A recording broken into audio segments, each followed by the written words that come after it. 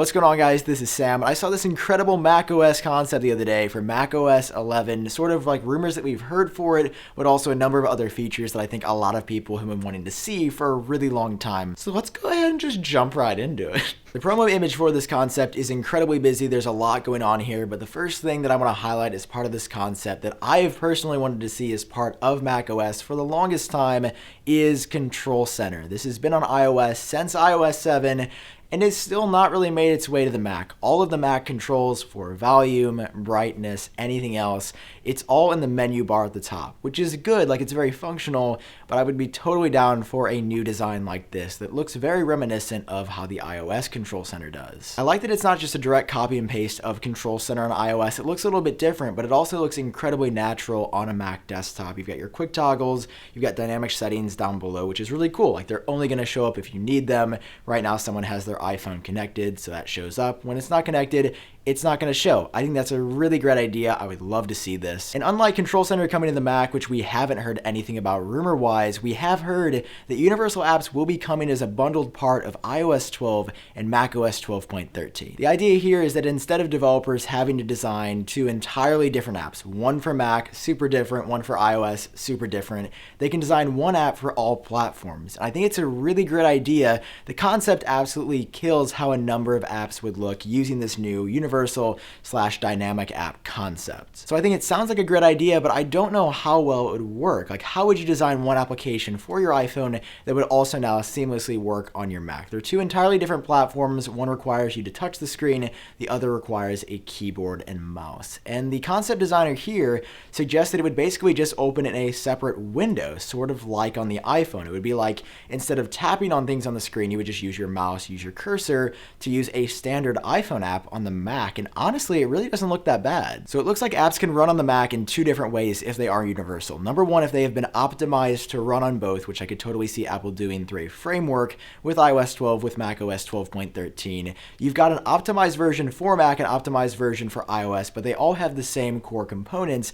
I think these look really incredible, but then what happens if someone hasn't optimized their app? It runs on the iPhone 10, great, but for the Mac, they really haven't put the time in to take advantage of those new frameworks. And based on this concept, it takes an interesting approach. It just basically pops that iPhone app up on screen, and you've got the exact same view on the Mac that you would have on your iPhone traditionally. Now, of course, from a user experience perspective, that's probably not the best idea. You don't want to just take an experience from the iPhone and plop it up on the Mac forever. But in the interim period, if you could use any app from your iPhone on the Mac, there's a lot of apps on the iPhone that I just want to use on my Mac, but I can't because there is no Mac Companion app or Mac support there in the first place. If I could use an app on my iPhone that was previously exclusive to my iPhone, but have it work really well on the Mac, even if it looks a little bit weird, I think I'd really like that. Next to the concept highlights a better version of Siri. This is something that I definitely want to see. Siri can now suggest things like files, reply with an emoji, download file to documents, open in Photoshop, translate to Spanish, directions at the conference, find a free slot this week. These are all going to be automatic, so rather than you having to ask for these might pop up if you're in a certain application. That seems like a really good idea. I would love to see that in the future. Notification Center here is slightly different than it is on the Mac right now. I remember when Notification Center first came to the Mac, I was so excited. I'm like, this is the future. I've wanted this forever. But I never ended up using it because it was just so poorly designed, and then third-party apps try to design widgets for it, but I've probably opened Control Center once in the past 2 or 3 months, and it was by accident. One thing I'm really glad that this concept attacks is grouped notifications, and how the notification system across both macOS and iOS is kind of a disaster right now. If you receive 7 text messages, they are not grouped under the same notification. They are just laid out right in front of you. It gets really messy really quick, and I like that group notifications are seen by this concept designer as a part of macOS 11. I'm really hoping that group notifications come to iOS 12, because the notification system in iOS 11 right now is definitely not great. Of course, no concept in 2018 would be complete without a dark mode. Users across macOS, iOS, watchOS, tvOS, we love our dark modes. And while we've gotten them on tvOS and sort of on macOS, we have not gotten a full one on iOS yet. I'm really hoping that that comes in the future. In this version of macOS, of course, there is a full dark mode. Just this version of Finder, redesigned with dark mode, looks so fresh and so nice, especially if we are getting into the era of OLED desktop monitors.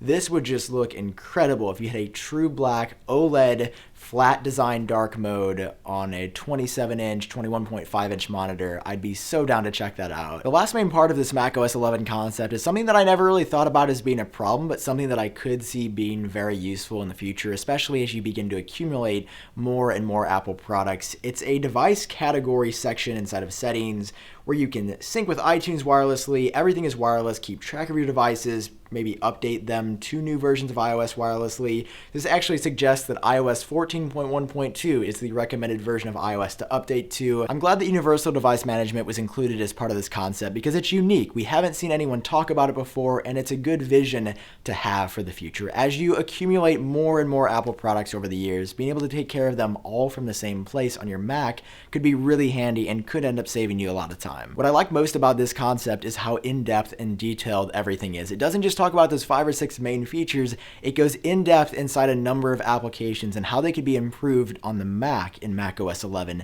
So first up here is Finder. It's completely redesigned, it looks really great. It's a mesh of macOS design language and iOS 11 design language, and I think it looks so good. You've got a new sidebar, that looks incredible. Everything here just looks really fresh. It also suggests a new feature here called Finder Projects, where you can share a Finder folder with a number of individuals and then collaborate on documents and files. I think that's a really good idea. Next up is music. iTunes is a disaster right now. We need something like this. By the way, great music choice. I Fall Apart by Post Malone, amazing song. And I would love to see this. If this came to the Mac right now, if Apple just got rid of iTunes and brought this version of the music app to the Mac, I would be ecstatic. This is so fresh looking, so clean. Once again, it takes a blend of traditional macOS design language and how things are laid out, but also a very fresh look at how iOS 11 took on design in that update. There's pretty much nothing about this music app that I don't like. I love the blending of design language. I love the album artwork and how that's highlighted. I love the now playing view.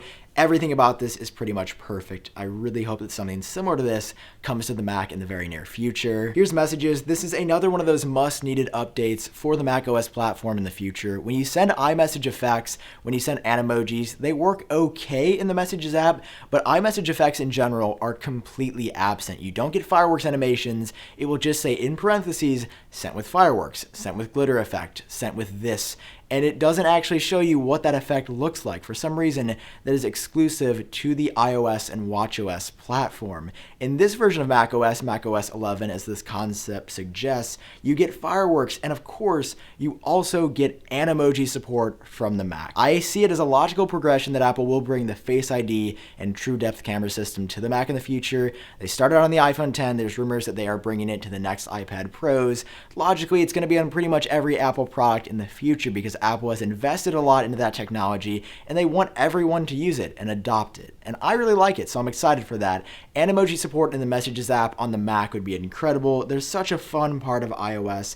There's some good ones coming in iOS 11.3. Even more are rumored to be coming as part of iOS 12. And Animojis are just fun. They're a gimmick, but they're also a blast, and I would love to see them on the Messages app. Here's a redesigned Settings app. This also just looks great. It's a logical redesign. It seems to flow really well with the rest of what this concept is proposing. Bringing a normal version of the camera app back is a good idea because there's really no way, unless you go into QuickTime, to just record a video of you talking to your computer. It's not very straightforward, and a lot of people wouldn't know to check QuickTime. They're going to look for something called Camera, so bringing an iOS-centric app to the Mac that's just like this would be really logical. Finally, the last two apps that this concept proposes redesigns for is the iTunes Store and the App Store. Also, no-brainer, must-needed, logical changes for the Mac. Both of these look so outdated now. They were created originally back in 2009, 10, 11. Like, they are years old now, and the interface really hasn't changed or evolved that much over time, especially the iTunes Store.